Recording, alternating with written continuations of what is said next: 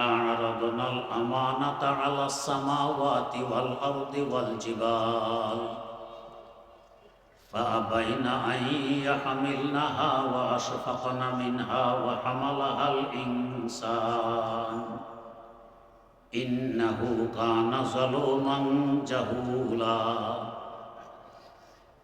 আমি একটি আমানত দিতে চাইলাম আকাশসমূহকে। কি আমানত? কোরআনে কারীম নামক আমানত। আকাশেরা অস্বীকার করলো, আমরা এই আমানত নিতে পারব না। আমাদের ধারণ ক্ষমতা থেকে আমানতের ওজন অনেক বেশি। এরপর দিতে চাইলেন জমিনকে। জমিন অস্বীকার করলো, আমিও পারব।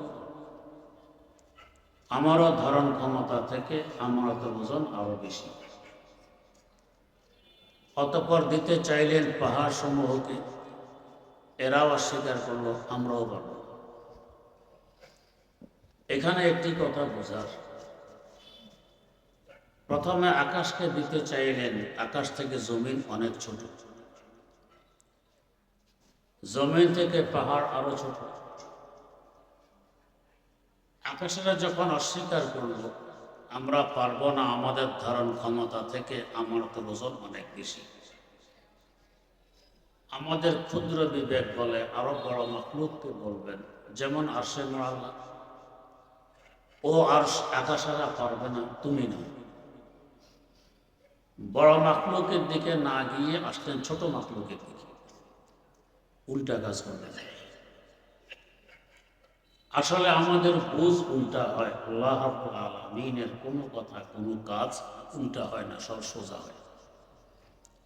এখানে ছোট মাখলুকের দিকে আসলেন কেন? আল্লাহ পাক ছোট মাখলুকের দিকে এসে একথা বুঝাইতে চাইলেন, আমারে আমানত আকারে বড় কোনো মাখলুক দিতে পারবে না। নেবে তো আকারে ছোট, মাত্র 3.5 হাত বডির মালিক মানুষ। মানুষের কাছে গুনিয়ে আসতেছে। আল্লামা সাদি বলছেন, আযা কাতরা লো ইলালা কুনাত, আযা কাতরা লো ইলাল কুনাত, ওয়াজি সূরাতে সরফে বালা কুনাত। জিনুক সাগরে বাস করে, হা করলে সাগরের পানি দিয়ে তার পেট বোঝাই হয়। এই জিনুক ভাদ্র মাসের অমাবস্যা রাত সাগরের কুলে উঠে হা করে বসে থাকে। সামান্যতম বৃষ্টির রেণু তার মুখে পড়লে মুখ বন্ধ করে আবার সাগরের তলায় ফিরে যায়। এই সামান্যতম বৃষ্টির রেণু থেকে তার সিনার ভিতরে লক্ষ টাকা মূল্যের মুক্তা সৃষ্টি হয়। সাগরের রাশি রাশি পানি থেকে তো মুক্তা সৃষ্টি হলো না। তো আকারে বড় কোনো মাখলুক এ আমরা নিতে পারবে না। নেবে তো মাত্র 3.5 হাত দেহের মালিক ছোট্ট মানুষ, এরা নেবে। এদের কাছে গনিয়ে আসতেছে। এখনো কিন্তু মানুষকে নিতে বলা হয়, বলার আগে মানুষ এগিয়ে গিয়ে বলছে, আল্লাহ আমানতটি আমাদেরকে দিয়ে দেন।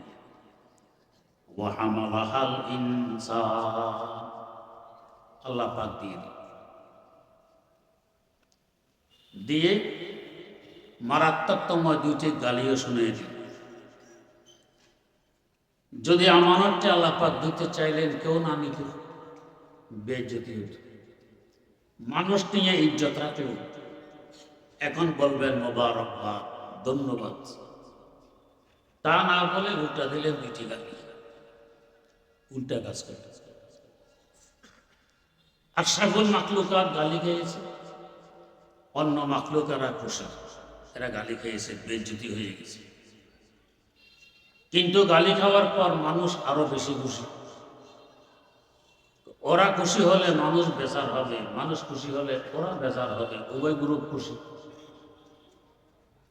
রহস্যটি বোঝার লক্ষ্যে মুস্তাফা শরীফের উল্লেখ একটি ঘটনা বুঝিনি।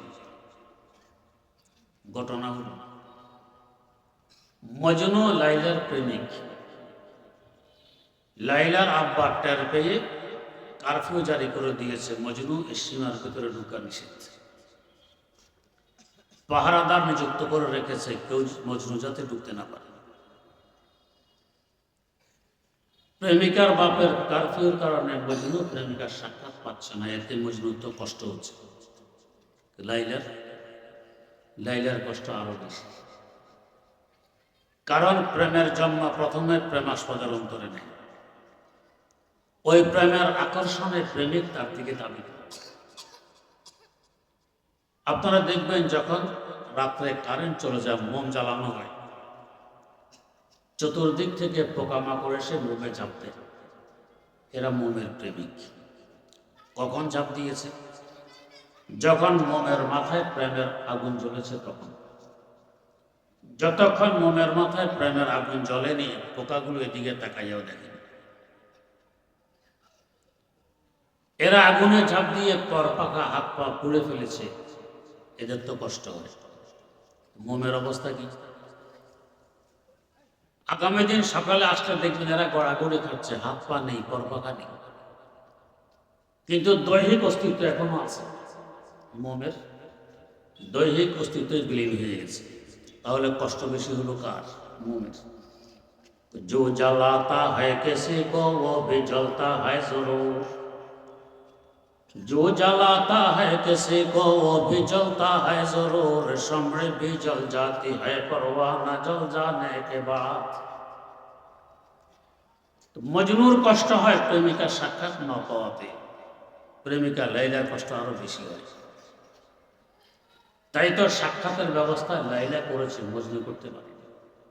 কিভাবে করব? লাইলা ঘোষণা দিল, অমুক দিন আমি আমার স্বহস্তে ফকিরদেরকে ভিক্ষা দিব। উদ্দেশ্য গরিবের সাহায্য নয়, স্বার্থ উদ্দেশ্য। লাইলা একথা বোঝে, আমার এই ঘোষণা আমার প্রেমিক মজনুর কানেও পৌঁছবে।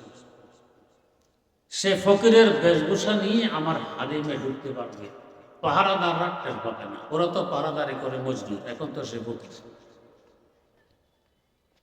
যেমন আমাদের দেশের বহু এনজিও সুন্দর সুন্দর আকর্ষণীয় শিরোনাম নিয়ে আসে, আমরা দারিদ্রতা বিমোচন করি। মোটেও গরিবের সাহায্যের উদ্দেশ্য নয়, উদ্দেশ্য তাদের স্বার্থ উদ্দেশ্য। না হয় দেখা গেছে একই র্যাঙ্কের চাকরি করে আমাদের দেশের একজন, যে দেশের এনজিও ওই দেশের একজন।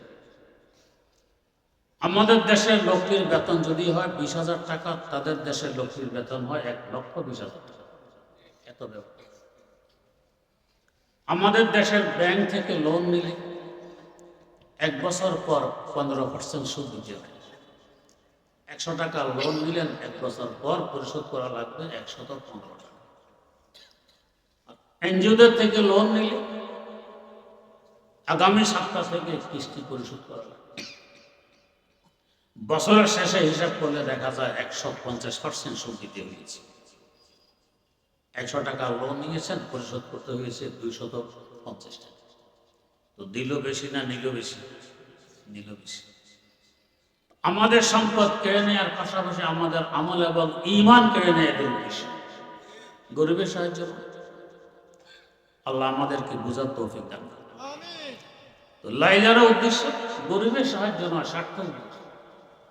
তার প্রেমিকের সাথে সাক্ষাৎ ঘটলো, তাই নির্দিষ্ট তারিখে ফকিরেরা লাইন ধরেছে লাইলার স্বহস্তে ভিক্ষা নিতে। লাইলা এসে এক এক মুষ্টি ভিক্ষা দিয়ে ফকিরদেরকে বিদায় করছে। মজনুর সিরিয়াল এসে গেছে। এতক্ষণ যাবৎ লাইলা ভিক্ষা দেয়, ফকিরেরা ভিক্ষা নেয়। মজনুর সামনে আসার পর ঘটনা উল্টো হয়ে গেল। লাইলা ভিক্ষুক সেজে বসল। এই ফকির, তোর ভিক্ষার জোলা, ভিক্ষার টোপলা টাবলি আমাকে দিয়ে উল্টে। आई लैला और सबको कुछ दिया, हाथ से मजनू का कासा ले लिया। মজনু বলে দিব না, দে তো দিব না। কতক্ষণ এ নিয়ে তর্ক। এক পর্যায়ে লাইনে এগিয়ে গিয়ে ধরছে, কেড়ে নিয়ে আসবে। মজনু ছাড়ে না, কাড়া দস্তা দস্তা। এক সময় টোপলা লাইলার হাতে এসে গেছে। এতক্ষণের অবস্থা তো মনে হয়েছে টোপলার কতই না প্রয়োজন ছিল লাইলার। ফকির দিতে অস্বীকার, জোরপূর্বক কেড়ে নিয়ে এসেছে। কিন্তু হাতে আসার পর করল कर दिया तब का जमी पर एक बार रक्स से मुझ नो हुआ बे